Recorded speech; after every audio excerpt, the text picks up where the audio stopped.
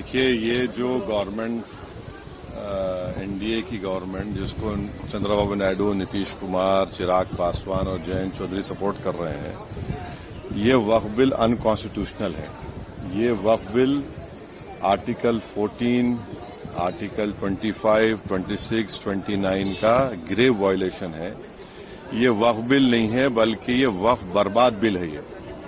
और अगर चंद्रबाबू नायडू, नीतीश कुमार, चिराग पासवान, जयंत चौधरी इसकी तायीद करेंगे तो वो अपने पॉलिटिकल रीजंस की वजह से या जो भी उनके है नैरो रीजन तायीद कर रहे हैं नरेंद्र मोदी सरकार की, ये बात साबित हो जाएगी कि वो मुसलमानों की मस्जिदों को, दरगाहों को, खानखाहों को, इवैक्यू वक्फ प्रॉपर्टीज को और लिमिटेशन एक्ट अप्लाई करेंगे तो एनक्रोचर्स को रिवॉर्ड करेगी। तो वो उसकी ये सपोर्ट कर रहे हैं।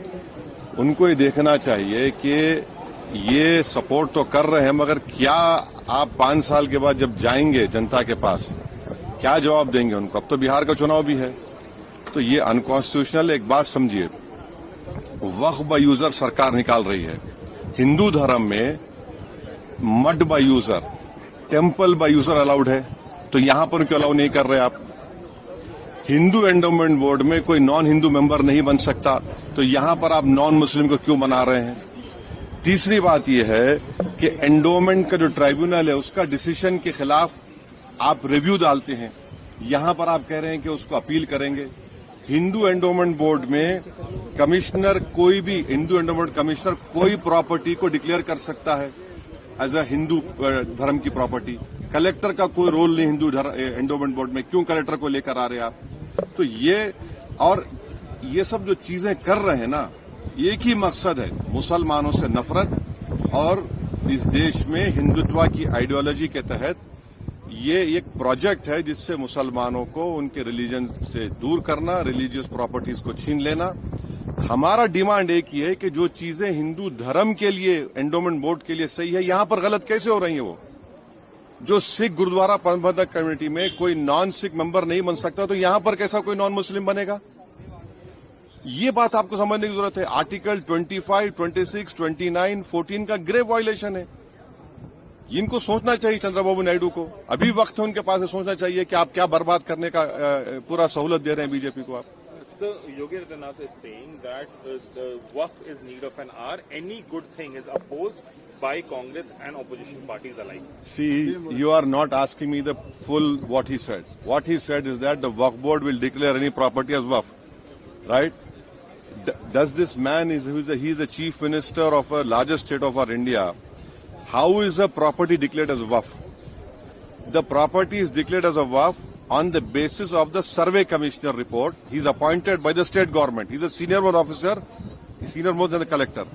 After his report is given that this property is Waqf, the chief secretary of that state issues a gazette notification. On that gazette notification, a property is called a Waqf property. Now, is he saying that the gazette notification UP are all false? How can he say that? When it is a gazette notification of state government, the government is always in a continuous form. He's completely lying. These are all Waqf properties which a gazette notification is issued by the state government. On the basis of the state government, one property becomes a Waqf. You want to destroy Muslim property, you want to create disputes of masjids and mandirs, you want to create more social disharmony, then do it. It will be your responsibility. Sir, Yogi वाला हिंदी भी sir, छोटा सा। अरे क्या सवाल तो पूछ लीजिए। योगी जी ने कहा, योगी आदित्यनाथ कहा है कि किसी भी सही चीज। देखिए, योगी आदित्यनाथ ने ये भी कहा, जो आप लोग डर के नहीं पूछ रहे हैं, वो ये है कि उन्होंने कहा कि कोई भी प्रॉपर्टी को वक्फ डिक्लेयर करता है वक्फ बोर्ड। झूठ बोल रहे हैं। वक्फ प्रॉपर्टी कैसे बनती है? एक सर्वे कमिश्नर जो स्टेट गवर्नमेंट में कलेक्टर से सीनियर होता है, वो सर्वे करता है, ऑब्जेक्शन कॉल फॉर करता है, उसके बाद रिपोर्ट देता है चीफ सेक्रेटरी को, और चीफ सेक्रेटरी उस बुनियाद पर एक गजट नोटिफिकेशन इशू करते हैं, और उस बुनियाद पर, गजट नोटिफिकेशन की बुनियाद पर वो प्रॉपर्टी वक्फ कहलाती है। अब आप ये कह रहे हैं कि कोई प्रॉपर्टी वक्फ डिक्लेयर करते? क्या उत्तर प्रदेश में जितने गजट नोटिफिकेशन है, चाहे सुन्नी वक्फ बोर्ड के हो, शिया वक्फ बोर्ड के हो, उनको मानना चाहिए ना। गवर्नमेंट तो आती जाती रहती है, गवर्नमेंट हमेशा कंटिन्यूस फॉर्म में रहती है, पार्टीज पावर में नहीं रहती हैं। तो योगी आदित्यनाथ ये झूठ बोल रहे हैं, और ये चाहते ये हैं कि मस्जिद के झगड़े शुरू हो जाए, वहां पर कोई जाकर पिटीशन डाल दे सरकार को कि भाई यहां पर मस्जिद नहीं थी। इस बिल में मैं फिर से कह रहा हूं, इसमें पावर जितने हैं कि कलेक्टर अगर इंक्वायरी ऑर्डर करेगा किसी वक्फ प्रॉपर्टी की तो इंक्वायरी खत्म ही नहीं करेगा कलेक्टर, और जब इंक्वायरी ऑर्डर करेगा तो वक्फ प्रॉपर्टी नहीं रहेगी। तो ये वक्फ की जायदादों को छीनने के लिए मोदी सरकार ये बिल को ला रही है। कोई वक्फ की प्रॉपर्टी का इसमें हिफाजत नहीं होगी, ना उसका रेवेन्यू में इजाफा होगा। आप 12 साल आप लिमिटेशन एक्ट अप्लाई कर रहे हैं, क्यों अप्लाई कर रहे हैं लिमिटेशन? हिंदू धर्म के ऊपर लिमिटेशन एक्ट अप्लाई नहीं होता। तो जो एनक्रोचर 12 साल से ओनर बन जाएगा वो ओनर बन जाएगा ना। अब ये बताइए कौन सा काम कर रहे हैं आप कौन सा प्रॉपर्टी बचा रहे हैं? ये पार्लियामेंट सामने मस्जिद है, आप वक्फ बाय यूजर निकाल के कह रहे हैं कि डिस्प्यूट गवर्नमेंट होगा, डिस्प्यूट होगा, ये गवर्नमेंट प्रॉपर्टी होगी। दिल्ली एलडीओ कहती है ये मस्जिद जो है हमारी है।